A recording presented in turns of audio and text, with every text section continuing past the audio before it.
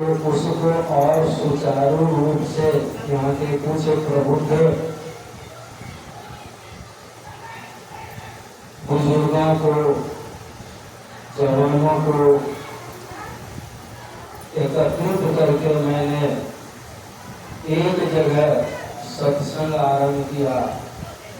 दैनिक कार्य, दैनिक सत्संग जो रोज हुआ करता है अभी तक, पता नहीं गुरु महाराज की दया, उसकी कृपा जब तक रहेगी, यहाँ सत्संग होते रहेगा, कब तक होते रहेगा मुझे मालूम नहीं। लेकिन जब तक मैं हूँ, सत्संग, एक सत्संग मंदिर में जो होता है उसी तरह होता है और होता रहेगा। तो यहाँ उनकी अनुमति से मैंने सत्संग शुरू किया और बहुत से लोग आने लगे, अभी भी आते हैं। ये उन्हीं की देन है। सत्संग करने के लिए उन्होंने,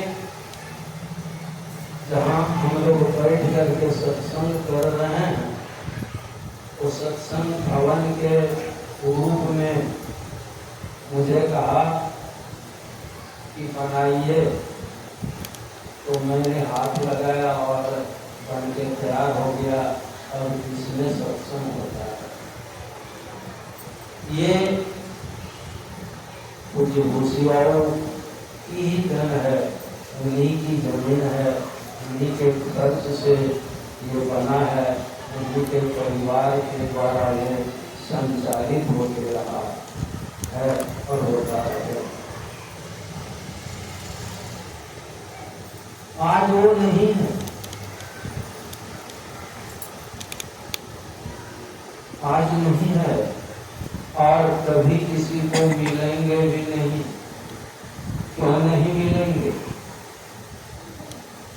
संत कबीर साहब ने कहा, आए हैं सो जाएंगे राजा रंग फकीर, कोई सिंहासन चढ़ चले,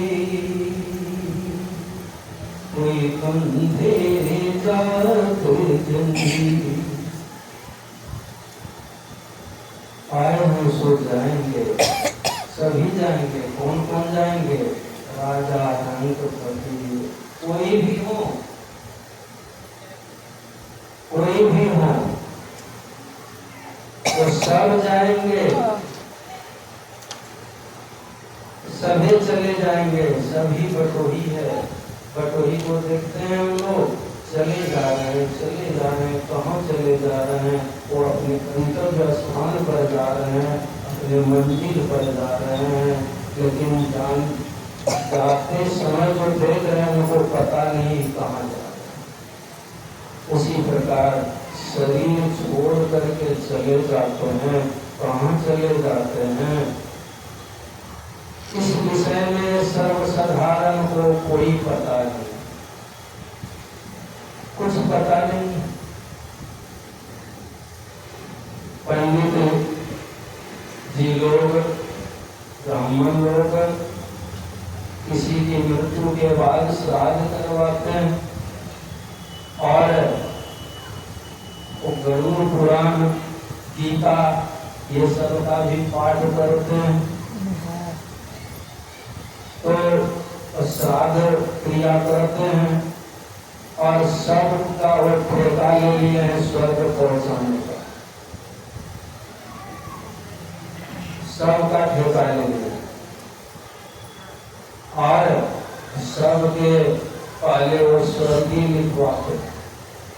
आज तक नरकगामी या नरकीय किसी के नाम में सुने? सबके नाम में स्वर्गीय, चाहे पापी से पापी, दुराचारी, अत्याचारी,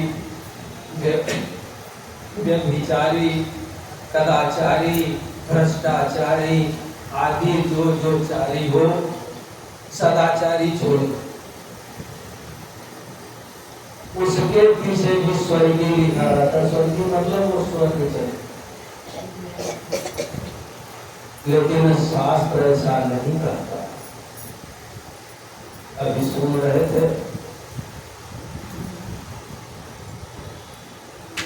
बाबा से, बहुत कुछ बताए, वो सब बताने की आवश्यकता नहीं है। कबीर साहब की भी पंक्ति उन्होंने कहा, कबीर साहब ने कहा, स्थूल सूक्ष्म कारण महाकारण हंस की बुद्धि, छह नहीं बताए। वो शरीर जो भूसी बाबू का छूटा या जिन बाबू का जिनमाई का शरीर छूटता है, वह स्थूल शरीर जो दिखाई पड़ता है वह शरीर छूटता है। और उनकी उस शरीर की तीन गति होती है, तीन गति होती है। वह श्मशान में ले जाकर के जला दिया जाता है, कब्र में दफना दिया जाता है, और कोई कोई जल में डुबा देते हैं। ये तीन तरह से इस शरीर का दफन कर देते हैं, दाह संस्कार कर देते हैं। अब वह कौन सी चीज है जो शरीर से निकल जाती है और शरीर बेजान हो जाता है, प्राणहीन हो जाता है, हिलता डोलता नहीं है? वह कोई चीज है। यह स्थूल शरीर जो है यह 5 तत्वों से बना है।